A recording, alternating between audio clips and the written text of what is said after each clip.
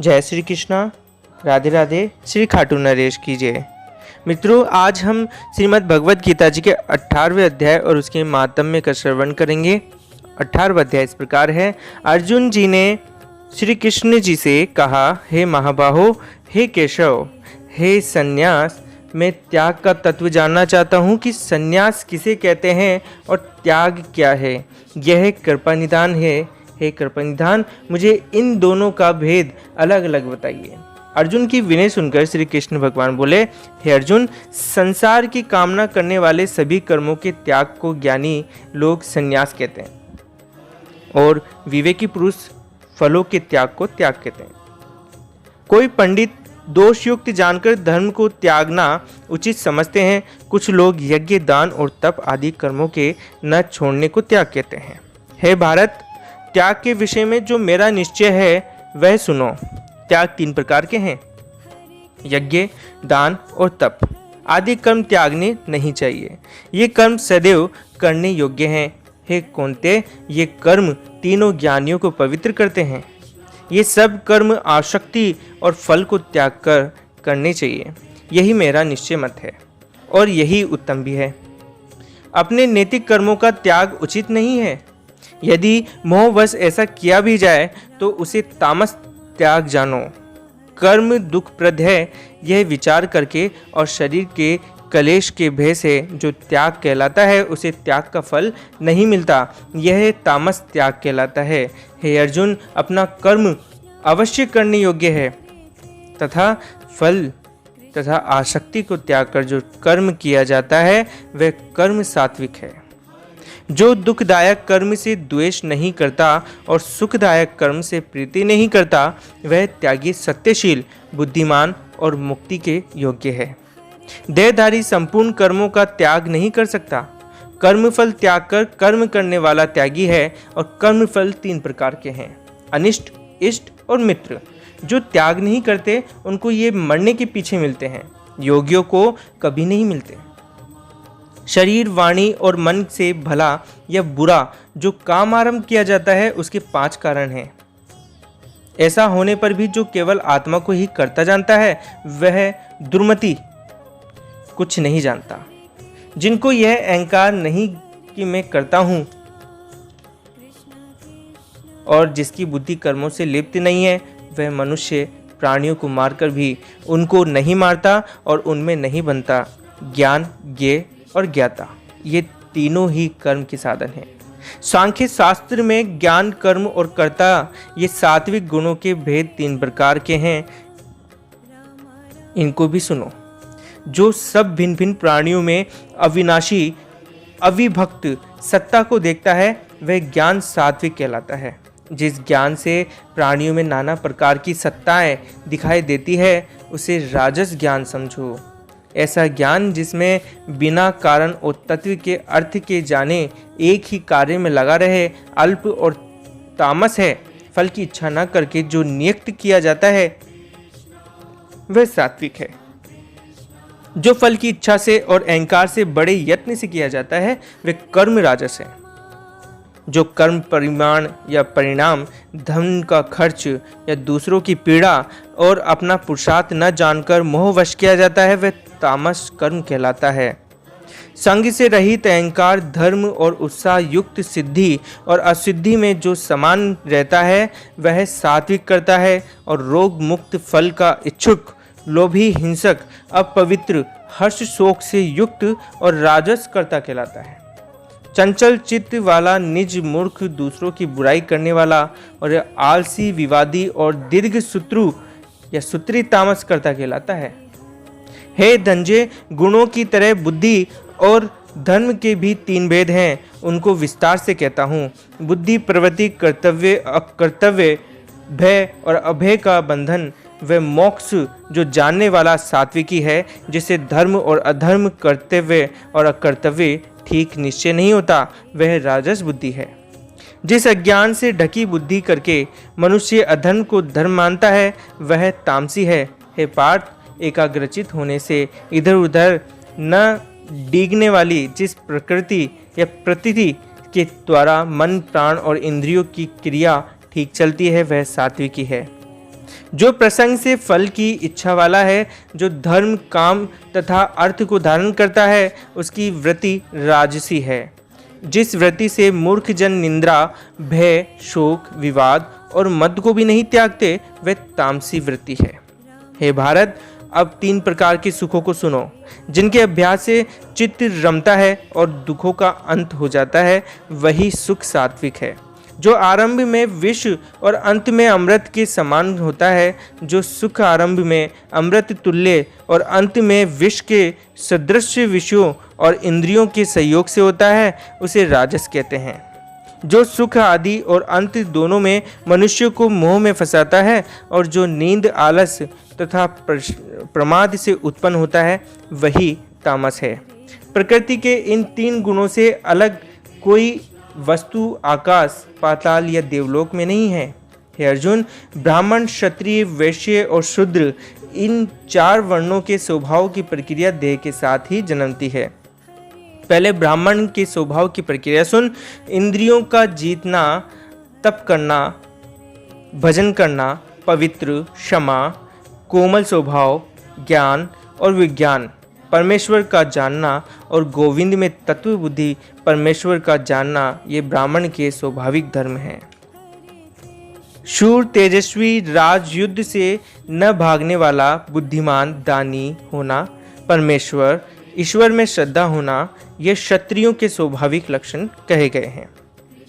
वैश्य के स्वाभाविक धर्म क्या है? खेती करना, वाणिज्य, व्यापार और गोवों की रक्षा या सेवा करना, यह वैश्यों के स्वाभाविक धर्म है। अब शूद्र के स्वाभाविक धर्म सुन। तीनों के वर्णों की सेवा करना, जो मिल जाए उसी में संतोष रखना, यही शूद्र के स्वाभाविक धर्म कहे गए हैं। हे पार्थ, मैंने यह 4 वर्णों के स्वाभाविक धर्म कहे हैं। प्राणी इन अपने अपने कर्मों के करने से स्वाभाविक ही भली सिद्धि हो पाता है। अब यह सुन कि जो अपने अपने कर्मों में दृढ़ रहते हैं, उसका क्या फल है। पर ब्रह्म सारी सृष्टि का जो करता है, जो सब में रमा हुआ अविनाशी है, वे उसे प्राप्त होंगे। हे अर्जुन, यह 4 वर्णों के जो धर्म कहे हैं, इनमें सबका अपने अपने धर्म का पालन करने से कल्याण होता है। जो कोई अपने धर्म को तुच्छ और दूसरे के कर्म को श्रेष्ठ समझे, तब भी उसके अपने धर्म ने ही कल्याण देना है। पराया धर्म इसमें कोई सहायता नहीं करता। अपना धर्म ही मुक्ति का दाता है। यह मैंने 4 वर्णों के धर्म कहे हैं।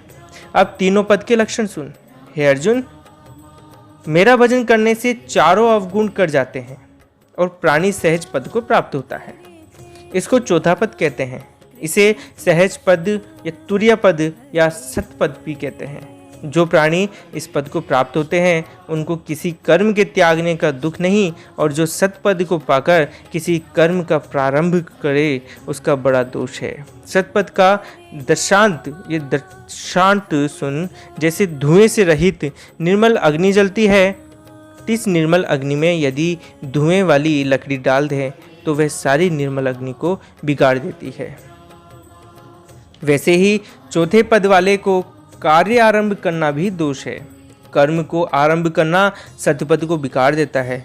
इस कारण जो तुर्या पद में लीन हुआ, जिसको कर्म का आरंभ करना कुछ नहीं कहा, अब उस प्राणी के लक्षण सुन।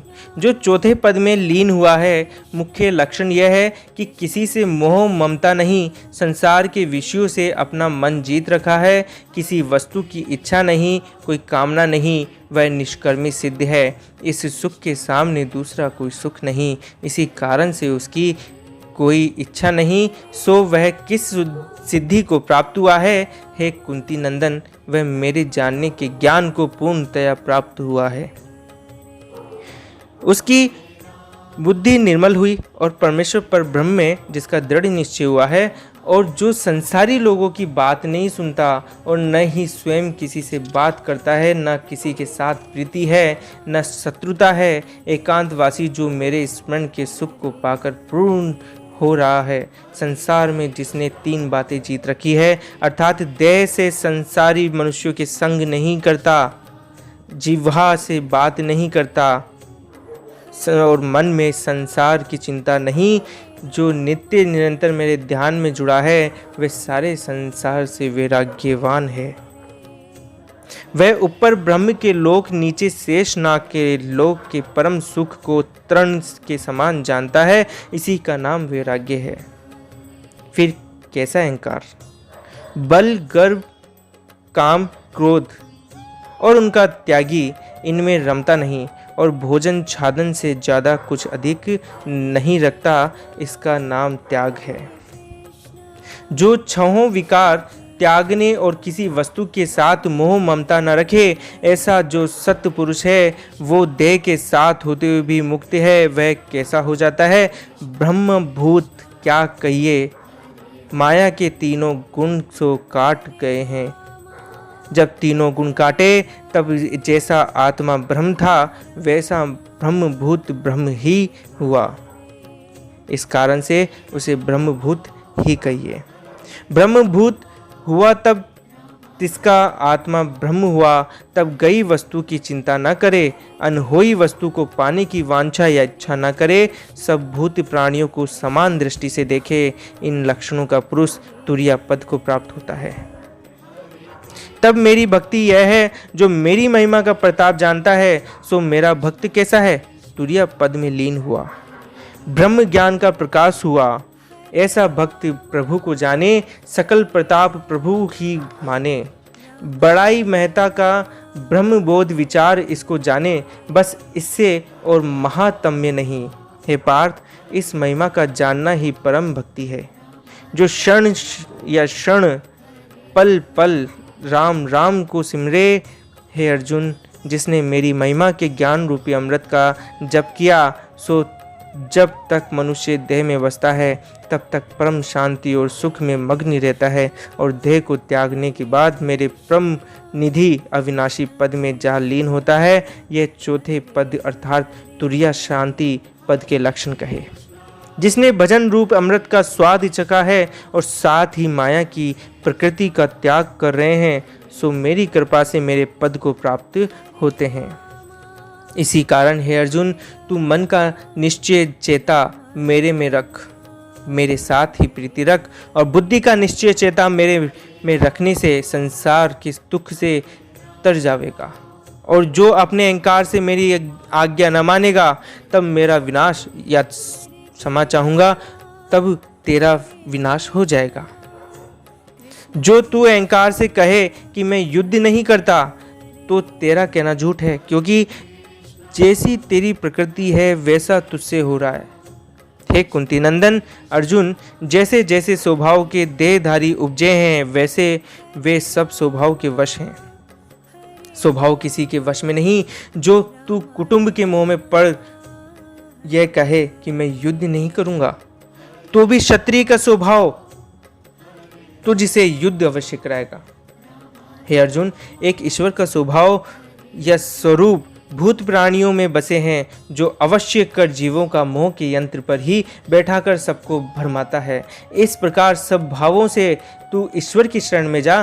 परम शांति जो कल्याण पुरातन स्थान है उसको प्राप्त होवेगा। हे अर्जुन, यह परम गुप्त ज्ञान मैंने तेरे प्रति कहा है, और जितने भी मार्ग मेरे पाने के कहे हैं सो सब तेरे प्रति कहे हैं, क्योंकि तू मेरा परम मित्र है। तेरी बुद्धि मेरे चरणों के साथ दृढ़ है। इस कारण से तेरे कल्याण के लिए मैं कहता हूँ, हे अर्जुन, सब भजनों में मुझको यह ऊपर कहा हुआ भजन रुचिकर है। जब तू इस भजन में दृढ़ होगा तब सब भक्तों से मुझे प्यारा लगेगा। सब भजनों को त्याग कर मेरी शरण में आ, मैं तुझको सब पापों से मुक्त करूँगा। तू चिंता मत कर। हे अर्जुन, यह ज्ञान जो मैंने तुझे कहा है सो तू इसे ऐसे लोगों से न सुनना जो मेरी भक्ति से विमुख है, जिनको सुनने की श्रद्धा ना हो, और जो मेरा गुह ज्ञान मेरे भक्त को सुनावेगा वह मुझे भक्ति सहित प्राप्त होगा। जिस पुरुष ने मेरी भक्ति की है ऐसा कोई दूसरा पुरुष मुझे प्रश्न करने में समर्थ नहीं है। ऐसा कोई प्राणी न पीछे हुआ है और न ही आगे होगा। और जो कोई इस गीता जी के एक श्लोक का पाठ भी करेगा उसका फल सुन। सब यज्ञों में जो श्रेष्ठ ज्ञान यज्ञ है उसे उसका फल प्राप्त होता है, और मैं उस पाठकर्ता के निकट जा खड़ा होता हूँ जैसे कोई किसी का नाम लेकर बुलाए तब वह तत्काल बोलता है, वैसे ही गीता का पाठ करने वाले के निकट में जाकर खड़ा हो जाता हूँ और जो इसे भावार्थ सहित सुनावे उसकी महिमा क्या कहूँ। जैसे मेरी महिमा और बड़ाई वचनों के अगोचर है, वैसे ही गीता के अर्थ करने वाले की महिमा वचनों के अगोचर है।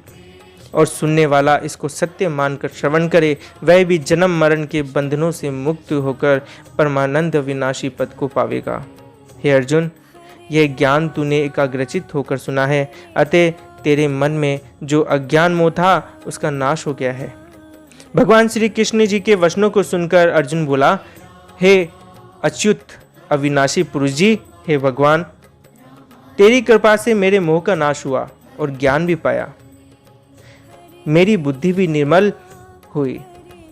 मेरे मन में जो संदेह था उसका या उनका भी नाश हुआ और आपके कमल मुख से युद्ध करने की आज्ञा हुई है, सो युद्ध करता हूँ। संजय ने राजा धृतराष्ट्र से कहा, हे राजन, श्री कृष्ण भगवान जी और पार्थ अर्जुन इन दोनों का अद्भुत संवाद सुनकर समझकर मेरे रोम खड़े हो गए हैं।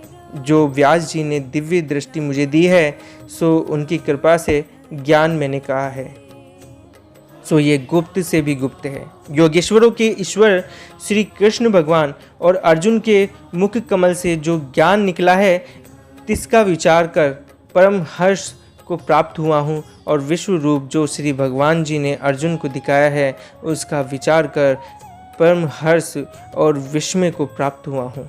हे राजन, अब मेरे निश्चय की बात सुन। जिस ओर योगेश्वरों के ईश्वर की या श्री कृष्ण और गांडविक धनुषधारी अर्जुन है, उसी ओर लक्ष्मी है, उसी पक्ष की जय होगी। मेरा विचार यही है कि तू यह निश्चय कर जान कि जिस पक्ष की ओर श्री कृष्ण जी हैं, ऐसे परम भाग्यवान पांडवों की जय होगी या पांडव जीतेंगे और तुम्हारे अर्थ में पुत्र हारेंगे। यह निश्चय जानो। इति श्रीमद् भगवद गीता शुभ निर्देशसु ब्रह्म विद्याया योग शास्त्रे श्री कृष्णार्जुन संवादे मोक्ष संन्यास योगो नामाष्टादशोध्याय। हे मित्रों, इस प्रकार हमने श्रीमद् भगवद गीता जी के 18वें अध्याय का समापन किया है। अब हम इसका महात्म्य का श्रवण करेंगे। श्रवण इस प्रकार है। श्री नारायण जी बोले, हे लक्ष्मी, अब 18वें अध्याय का महात्म्य सुनो।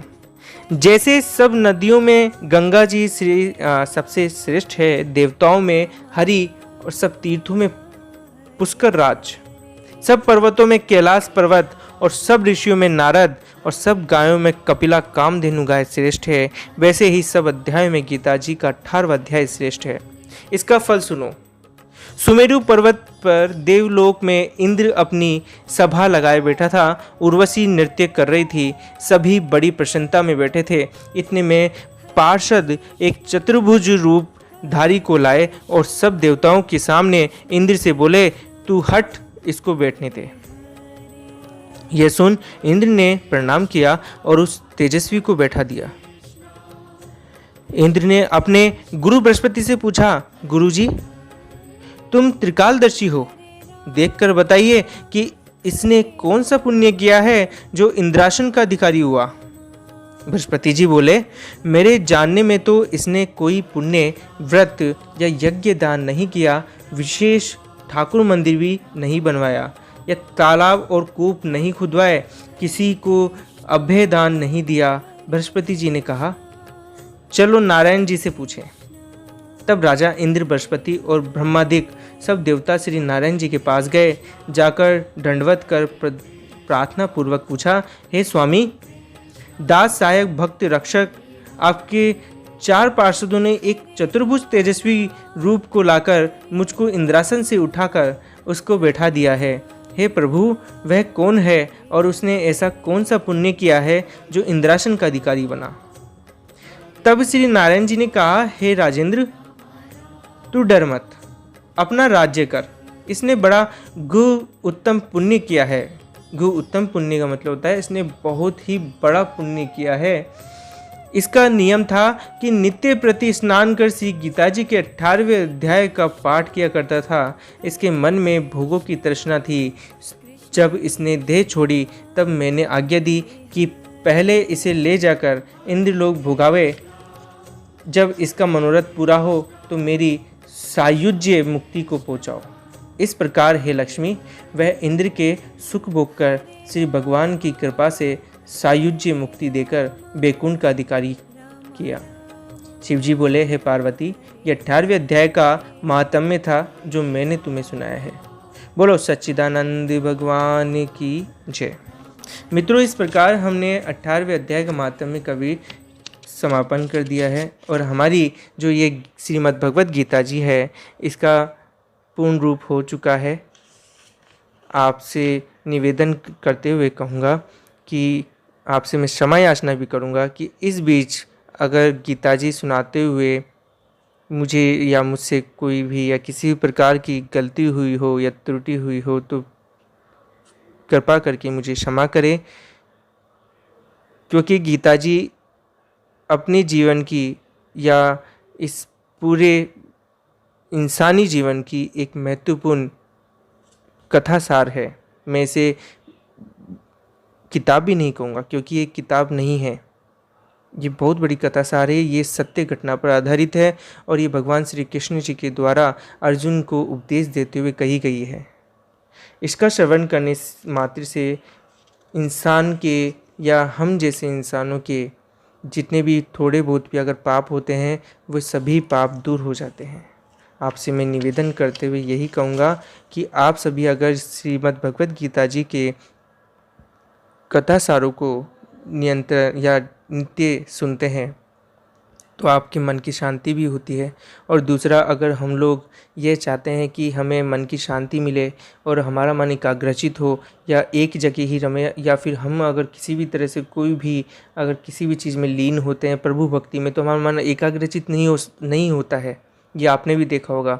अगर आप कभी भी किसी भी समय अगर भगवान की स्तुति करते हैं, भगवान की प्रार्थना करते हैं, सुबह नहा धो करके सुबह जल्दी उठ करके भी करेंगे, तभी कभी कभार ऐसा होता है कि हमारा मन होता है वो विचलित हो जाता है। कभी क्या सोचने लगता है, कभी किस जगह जा कर के सोचने लगता है, कभी हमारे सांसारिक जीवन के आधार पर सोचता है या कभी हमारे किसी भी प्रकार के दुख को लेकर के सोचने लग जाता है, एकाग्रचित नहीं होता है। तो इसके लिए भी आप श्रीमद् भगवत गीता जी के किसी भी पाठ का नित्य अध्याय कीजिए और आप इसे रोज कीजिए। रोज करने से आपकी जो मस्तिष्क में जितनी भी इंद्रियां हैं वो सभी एक जगह होकर के एकाग्रचित होकर के आपके ध्यान को, आपके मस्तिष्क को एक जगह रखेगी और आपका ध्यान भी एक जगह ही लगेगा। इससे आपकी जो मन की जो शांति है वह आपको जरूर मिलेगी। आपसे निवेदन करके कहता हूँ कि श्रीमद् भगवत गीता जी के पाठों का आप श्रवण कीजिए और मेरे द्वारा जो श्रीमद् भगवत गीता जी के पाठ या कथा सार का समापन मैंने किया है कंप्लीट, जो मैं आपको बताना चाहूँगा कि जो गीता जी हैं उनके जितने भी कुल अध्याय हैं वे 18 ही हैं जो मेरे द्वारा आज उसका समापन कर दिया गया है। अब आज के पश्चात अगर मैं आपके सामने अगर कुछ भी रखता हूँ या फिर कुछ भी कथासार कहता हूँ तो वे कथासार हमारे प्रभु श्री कृष्ण जी के या फिर इन्हीं के ऊपर आधारित ही रहेंगे। मेरे द्वारा जो भगवान की जितनी भी सत्य घटनाएं हैं, सत्य कथाएं हैं, मेरे द्वारा वही आपके सम्मुख रखी जाएगी। अब मैं आपको एक बहुत ही अच्छी और बहुत ही पुण्य वाली जो बात है जो हमारे गुरुजी ने भी किया, जो मेरे गुरुजी ने भी कहा है, वह यह है कि हमारे गुरु ने एक ही बात कही है कि आप अगर नित्य पूरे पाठों का अगर नहीं करते हैं, श्रवण नहीं करते हैं, सुनते नहीं हैं या पढ़ते नहीं हैं, तो आप सिर्फ अपने जीवन में एक आधार बना लीजिए कि कोई भी एक पाठ हमें नित्य करना है, रोज़ करना है, चाहे कोई भी एक करें। लेकिन अगर आप उसे अपनी दिनचर्या में लाएंगे उस पाठ को, जैसे अगर आपने 18वां पाठ अगर आपने चुन लिया है या कुछ भी कर लिया है, आपने एक अपना धैर्य बना लिया कि मुझे 18वें ही पाठ करना है, तो आप अपने जीवन में वही पाठ ही पढ़ते रहें। 18वें पाठ में सत्य या वास्तविक में यही कहा गया है कि इस पाठ के करने से भगवान श्री कृष्ण जी के हमें चरण कमलों की वास्तव में ही चरण कमल ही प्राप्त होते हैं, या चरण कमलों में भगवान श्री कृष्ण चरण कमलों को ही हमें मिलते हैं, या उनका जो स्थान है हमें वही प्राप्त होता है। क्योंकि 18वें पाठ में संपूर्ण श्रीमद् भगवत गीता जी के जो सार है, संपूर्ण जितना भी पुण्य है वो संपूर्ण हमारे 18वें अध्याय के अंदर ही है। अगर ये पाठ हम नित्य करते हैं तो हमें भगवान श्री कृष्ण जी, अगर हम मैं ये नहीं कहता हूँ कि जो जितने भी 11 से हमें करनी चाहिए या फिर इसको नहीं करनी चाहिए, मैं ये नहीं कह रहा हूँ, लेकिन अगर हम एकादशी व्रत भी नहीं करते हैं और 18वां अध्याय अगर हम नित्य कर रहे हैं, रोज कर रहे हैं, तो हमें उसका जो फल होता है उसी के फल के बराबर हमें ये 18वें अध्याय का नित्य श्रवण करने से हमें वही फल प्राप्त होगा। मेरे द्वारा आपको ये सत्य बात कही गई है। तो इसी के साथ में आज गीता जी का संपूर्ण अध्याय पूरा हुआ। जो गलती हुई है मैं एक बार फिर से कहना चाहूँगा, मुझे क्षमा करें। जय श्री कृष्णा, राधे राधे, श्री खाटू नरेश की जय।